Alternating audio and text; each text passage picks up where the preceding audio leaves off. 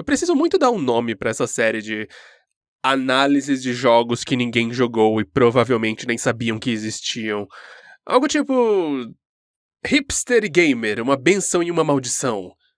Não, esse nome é um lixo. Sugiram algo aí pra mim, por favor?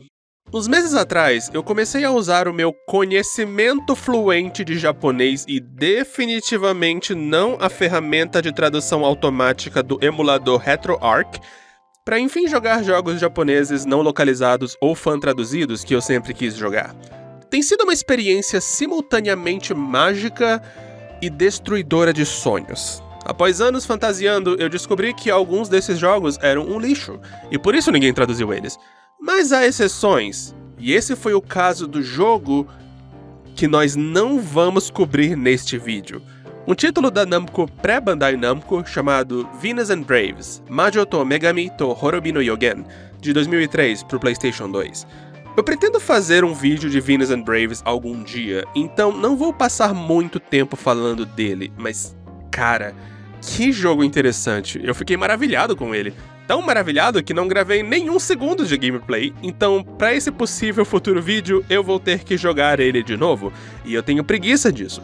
Mas, enquanto eu jogava ele, eu descobri que na verdade ele era uma meio que continuação, sucessor espiritual, semi-remake de um jogo lançado 3 anos antes, e foi ele que eu resolvi jogar agora.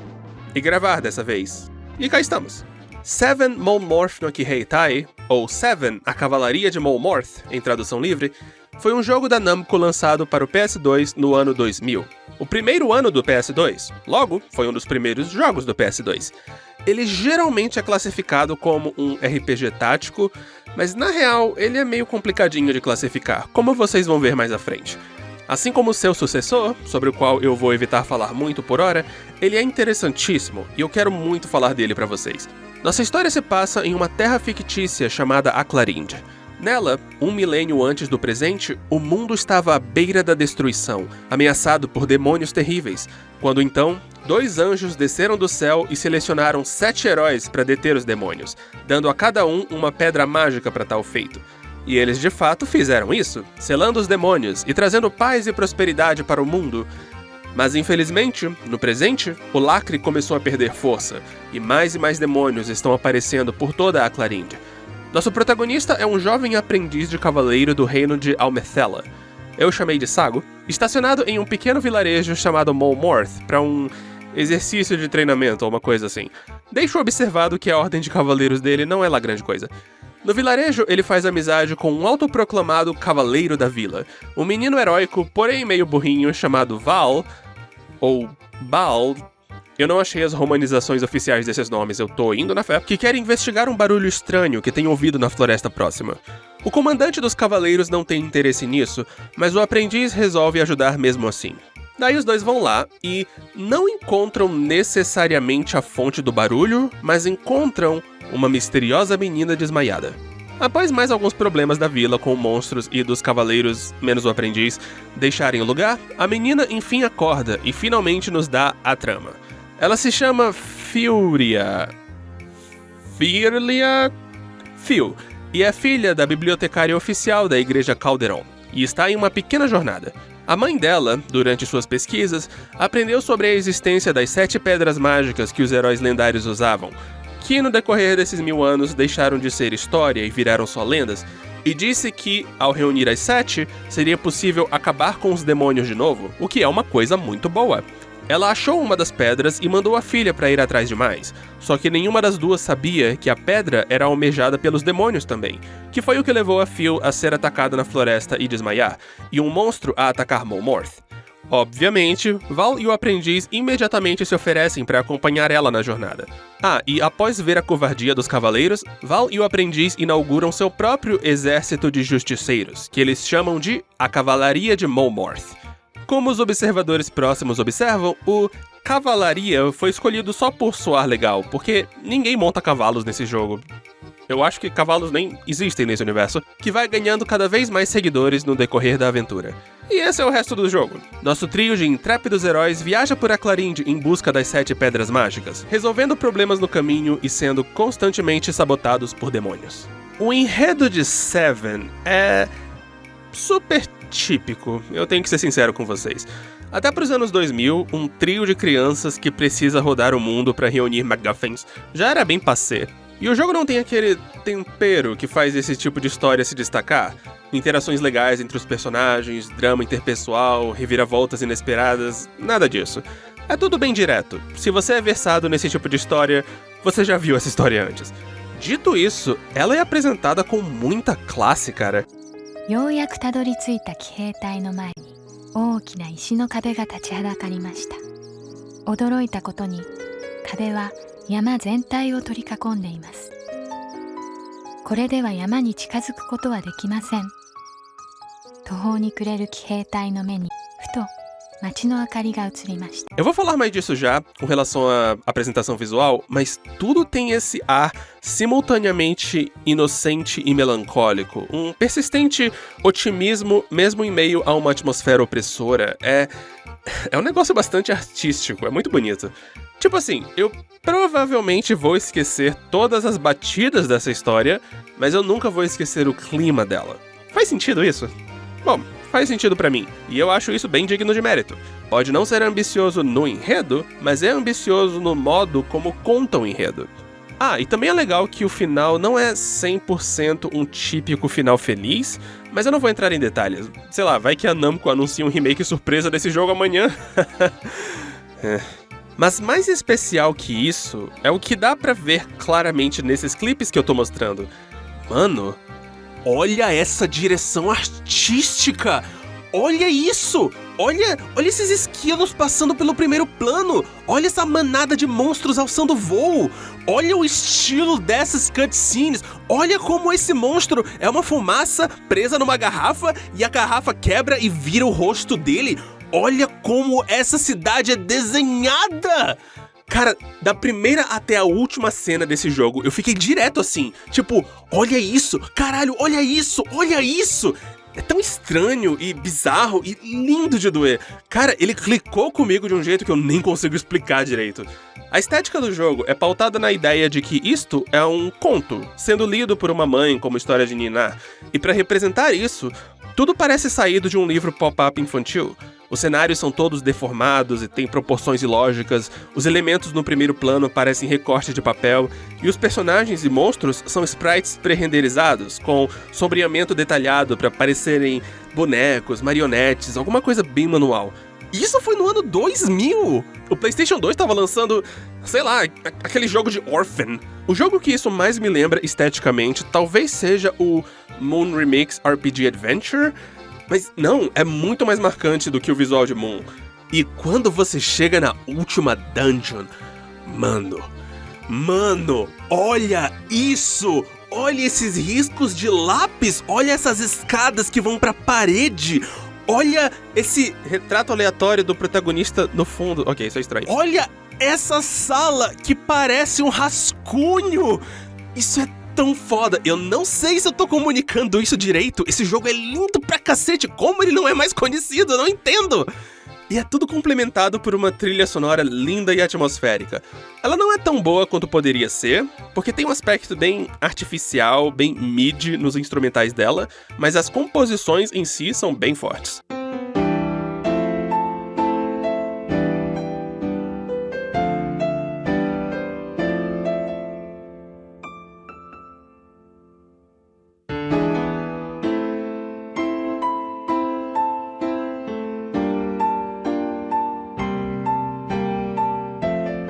Mas quando as duas pessoas que conhecem esse jogo falam dele, elas focam no gameplay. Isso porque ele é bem diferente e bem da hora. A estrutura do jogo é bem linear. Durante os momentos de progresso do enredo, você anda por cidades e fala com NPCs, mas você não pode transitar livremente entre cidades em que você já passou. A trama segura sua mão bem forte nesse aspecto.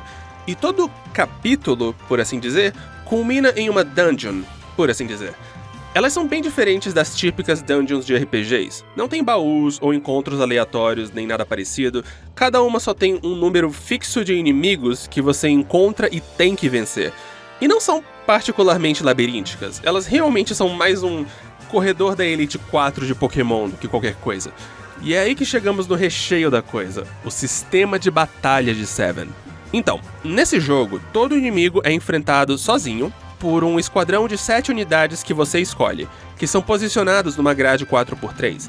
Cada linha dessa grade tem uma função diferente. As unidades da linha da frente atacam, as unidades da linha do meio usam habilidades de suporte, se tiverem, que podem aumentar a defesa ou o ataque de quem tá na frente, e as unidades da linha de trás usam magias de cura, se tiverem, em si mesmas ou em outras na mesma linha.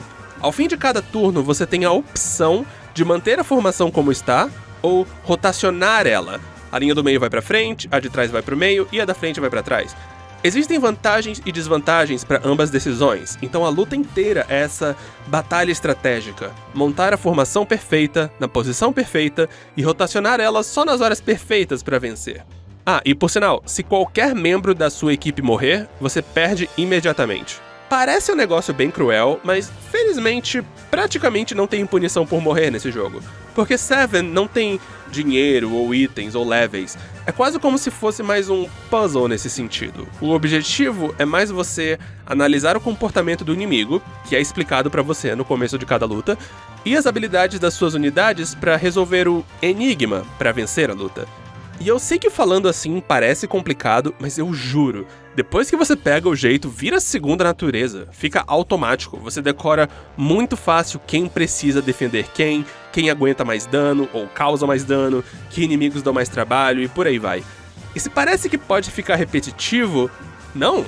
O jogo é simplesmente genial em trabalhar para que cada capítulo aumente o escopo desse sistema de batalha aos poucos. Por exemplo, de início, você só pode usar umas 3 classes de unidades, mas esse número vai aumentando a cada capítulo, devidamente justificado no enredo, e os padrões de ataque dos inimigos começam bem simples e vão ficando gradativamente mais complexos, e alguns capítulos têm limitações mais severas, como um limite de turnos para vencer cada luta. Sério, eu sinto que Seven foi feito pra girar em torno desse sistema de combate, e eu não reclamo disso, porque ele é super criativo e diferente, mas ao mesmo tempo tranquilíssimo de aprender. Sabe, aquela típica buzzword, fácil de aprender, difícil de dominar, e é indescritivelmente satisfatório quando o seu planejamento meticuloso garante a você aquela vitória perfeita. Eu não tenho elogios o bastante pra esse sistema de batalha, ele é incrível e é um crime ele ser tão desconhecido. Existem algumas falhas, mas são coisas pequenas. A que mais me incomodou foi que em toda dungeon, quando você morre, por exemplo, no terceiro monstro dela, você volta pro começo e tem que enfrentar de novo os monstros que você já enfrentou. Eu achei isso meio inútil, algo que só tá aí pra estender a duração do jogo. Porque se você já venceu eles da primeira vez, você já sabe a estratégia e só vai ter que repetir ela, é pura perda de tempo. Felizmente, isso não se aplica aos chefões, pelo menos.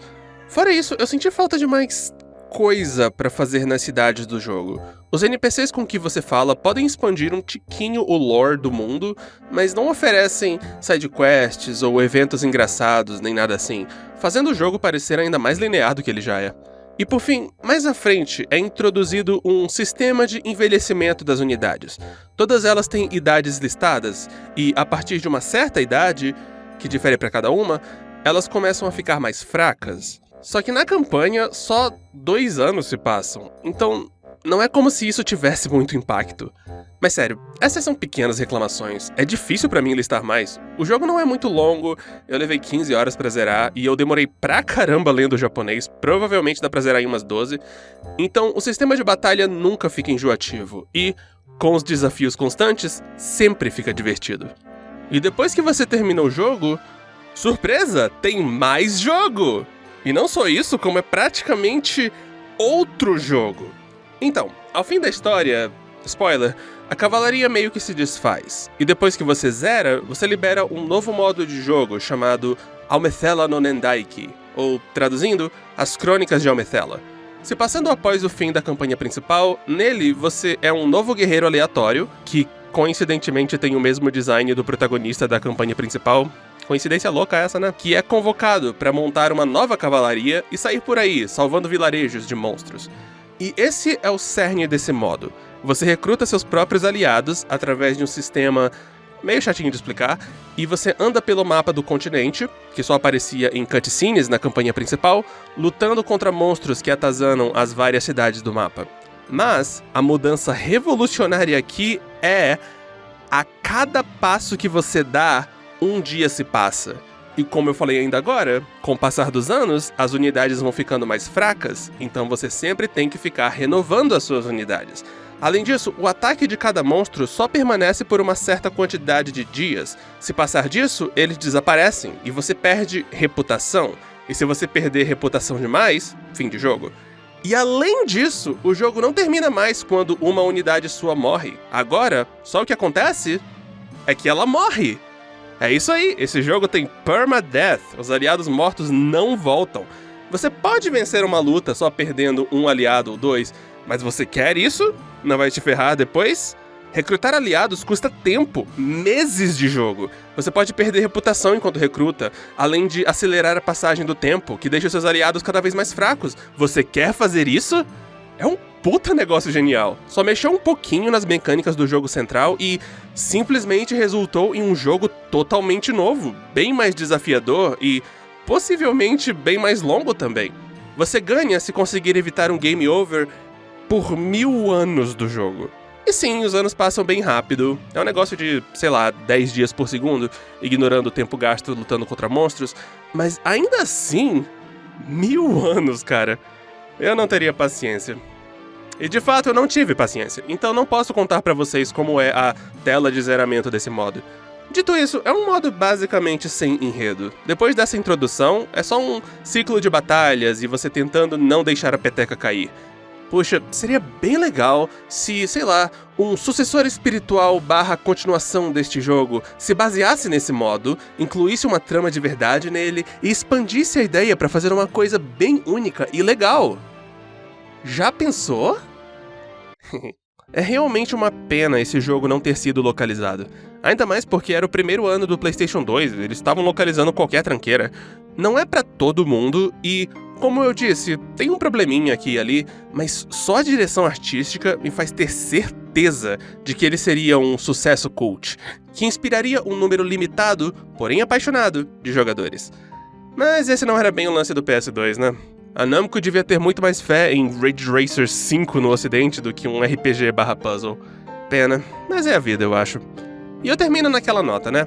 Claro que eu recomendo Seven Mole Morph no Kiheitai, mas ele só está em japonês, então jogar ele já é um belo obstáculo. Além do fato de que eu duvido intensamente, fervorosamente, que a Namco sequer lembre o bastante da existência desse jogo para relançar ele.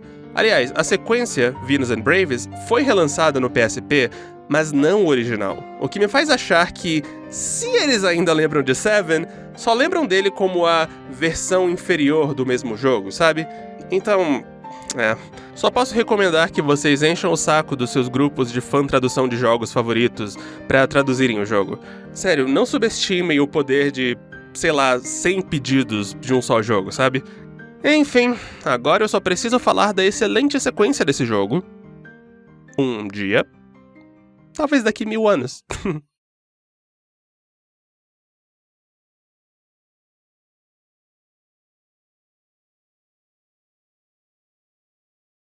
No meu vídeo de Code Age Commanders, eu afirmei que aquele era o único vídeo analisando o jogo no YouTube. Preciso pedir desculpas por isso. Giovanni Cavalcante me apontou nos comentários que, já tinham falado dele antes. Um canal brasileiro, inclusive, o canal do Bis. Eu devia ter pesquisado mais. Mas dessa vez eu tenho quase certeza que ninguém falou deste jogo. E que eu sou o primeiro. Eu acredito.